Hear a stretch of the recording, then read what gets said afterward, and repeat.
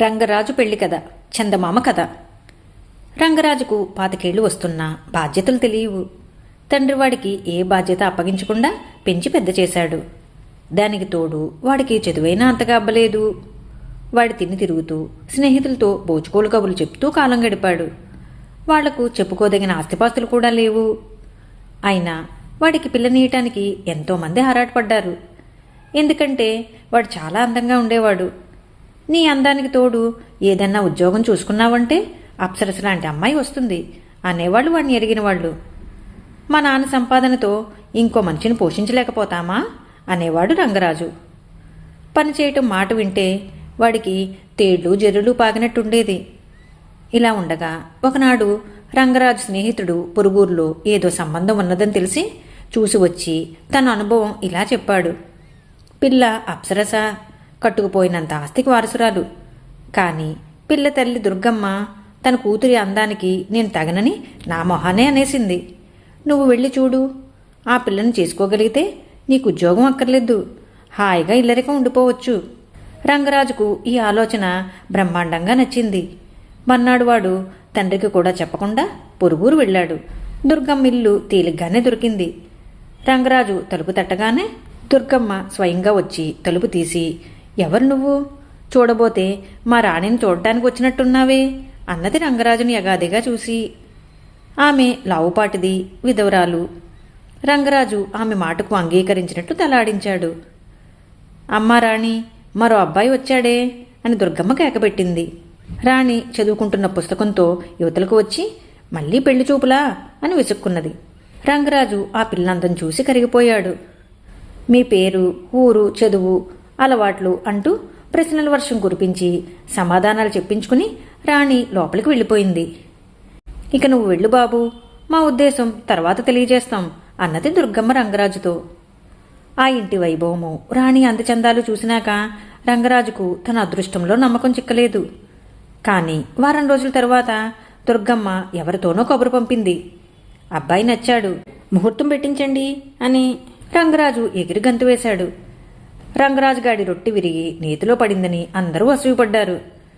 కలిగిన సంబంధం, పిల్ల ఆస్తి అంతా మీదే, కట్నాలు కానుకలు అంటూ నోరు జారి సంబంధం చెడగొట్టుకోకండి అని అందరూ రంగరాజు తండ్రిని గట్టిగా హెచ్చరించారు. నెల తిరగకుండానే రంగరాజు పెళ్లి వైభవంగా జరిగిపోయింది. 4 రోజులుండి ఇతర బంధువులతో పాటు రంగరాజు తండ్రి కూడా వెళ్ళిపోయాడు.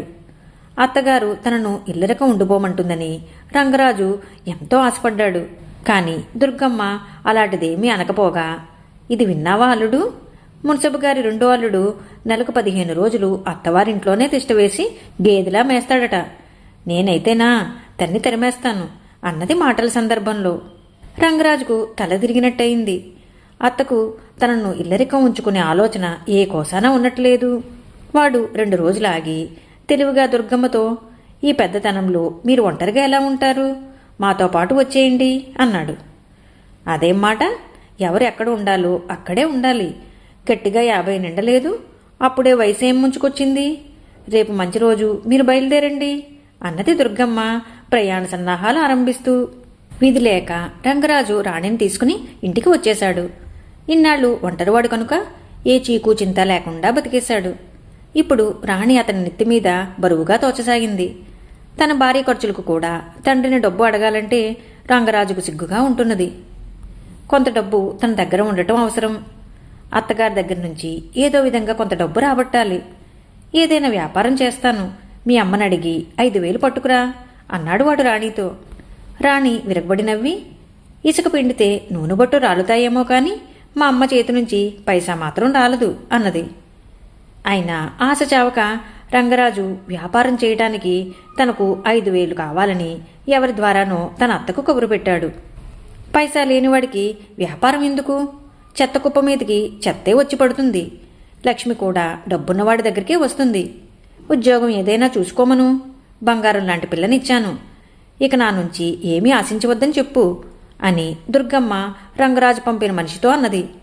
ఈ వార్త చేరగానే రంగరాజు నవనాడులు కుంగిపోయాయి. ఇక తాను బద్దకించి లాభం లేదు. సంపాదించిన మగాడు కట్టుకున్న భార్యకు కూడా లోకువైపోతాడు. బతికినంతకాలము ఎవరి మీదనో ఆధారపడి ఆత్మాభిమానం లేకుండా బతకడం చాలా నీచం.